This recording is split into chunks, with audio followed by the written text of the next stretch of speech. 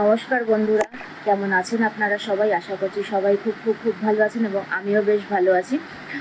আজকে আপনাদেরকে একটা কনফিউশন বা আপনাদের একটা ভুল ধারণা আমি আপনাদেরকে যেটা আপনারা অনেক দিন ধরে বা সাধারণত প্রত্যেকটা মানুষই নিজের মনের মধ্যে নিয়ে থাকেন, এই ধারণাটা আপনাদের আজকে দূর করতে সাহায্য করব। এবং সেটা হলো গিয়ে, আমরা সাধারণত মনে করি যে জন্মছকে যদি কারোর শুক্র খারাপ থাকে তবে তার ডিভোর্স হতে বাধ্য। ঠিক আছে, এইটা অনেকেই বলে থাকেন বা অনেকে আমি বলতে শুনেছি যে শুক্র খারাপ হচ্ছে, শুক্র খারাপ পজিশনে রয়েছে বা শুক্রর উপস্থিতি খুব বাজেভাবে রয়েছে জন্মছকে, বা শুক্র খারাপ এই কারণে ডিভোর্স হয়েছে, বা এই এই এই সমস্যার কারণে শুক্রজনিত সমস্যার কারণে কিন্তু সমস্যা হয়েছে। কিন্তু হ্যাঁ, অবশ্যই শুক্রের উপস্থিতি ভীষণ কাম্য জন্মছকে না হলে পরে বিবাহিত জীবন সুখ স্বাচ্ছন্দ্যপূর্ণ হয় না।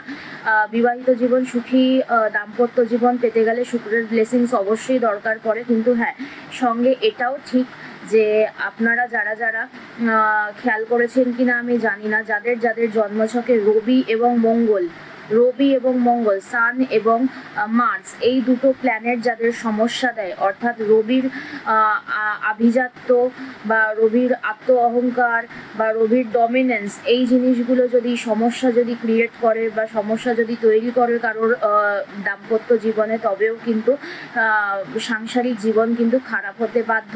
এবং রবিও কিন্তু কখনো না কখনো অতিরিক্ত ডমিনেন্স বা ওভার কনফিডেন্সের কারণে কিন্তু রিলেশনশিপে বা ম্যারেড লাইফে কিন্তু সমস্যা তৈরি করতে পারে। শুধুমাত্র শুক্র কিন্তু করে না এটা। এবং আরেকটা হচ্ছে মঙ্গল আমরা অনেকেই বলি মাঙ্গলিক কথাটা নিয়ে আমি পরবর্তী কোনো ভিডিওতে আলোচনা করব। আজকে আমি বলে দিচ্ছি, মঙ্গলও কিন্তু একটা বিবাহিত জীবনকে বা মঙ্গলের খারাপ প্রভাব কিন্তু একটা বিবাহিত জীবনকে কিন্তু সমস্যা দিতে কিন্তু সক্রিয়। ঠিক আছে, কারণ মঙ্গল হচ্ছে অ্যাগ্রেশন, মঙ্গল রাগ, অতিরিক্ত রাগের কারণে যাদের সংসার ভাঙে সেটা কিন্তু মঙ্গলের কারণে হয়। রবি বা সান দেয় হলো ডমিনেন্স বা একটা সম্পর্কের মধ্যে অতিরিক্ত ডমিনেন্স, অতিরিক্ত প্রভাব খাটানো, এই জিনিসগুলো থেকে কিন্তু রবি কিন্তু সমস্যা তৈরি করে। এবং অতিরিক্ত রাগ জেদ থেকে যে সমস্যাগুলো তৈরি হয় সেগুলো কিন্তু মঙ্গল তৈরি করে। এবং শুক্রের প্রভাব তো অবশ্যই রয়েছে, শুক্র যদি খারাপ হয় সেক্ষেত্রেও কিন্তু সমস্যা হয়। তো এই কারণেই অনেকেই বলে থাকেন যে শুক্র খারাপ বলে ডিভোর্স হয়ে গেছে। না, এই ধারণাটা সম্পূর্ণ ভুল যে শুধুমাত্র শুক্রের প্রেজেন্স বলুন বা শুক্রের উপস্থিতি খারাপ বলেই হয়তো ডিভোর্স হয়েছে, না, এই জিনিসটা কিন্তু হয় না। এই তিনটে প্ল্যানেটের সামঞ্জস্যেই কিন্তু একটা বিবাহিত জীবন কিন্তু চলে। এবং এই তিনটে প্ল্যানেট যখন বা গ্রহ যদি কখনো উপস্থিতি যখন এদিক ওদিক হয়ে যায় বা যখন কোনো ভুল জায়গায় অবস্থান করে বা অতিরিক্ত যখন খারাপ পরিস্থিতিতে যখন থাকে, তখনই কিন্তু আপনাদের ডিভোর্সের যোগ কিন্তু তৈরি হয়। এবং সেখানটাই কিন্তু ডিভোর্স তৈরি হওয়া বা ডিভোর্সের যোগ কিন্তু তৈরি হয় এবং সেখান থেকেই ডিভোর্স হয়। শুধুমাত্র শুক্র কিন্তু কখনোই দায়ী নয় একটা বিবাহিত জীবনকে নষ্ট করার জন্য বা একটা ডিভোর্স হওয়ার জন্য।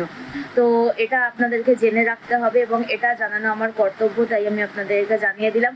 আমাকে অবশ্যই জানাবেন যে আপনাদের এই ভিডিওটা কেমন লাগলো, এবং এই ভিডিওটা যদি আপনাদের কার্যকরী হয় আপনারা আপনাদের প্রিয়জনদের সঙ্গে এই ভিডিওটা শেয়ার করতে পারেন। এবং যদি ভালো লেগে থাকে চ্যানেলটিকে সাবস্ক্রাইব করতে পারেন। আশা করব আমার এই ভিডিওটা আপনাদের সবার ভালো লাগবে।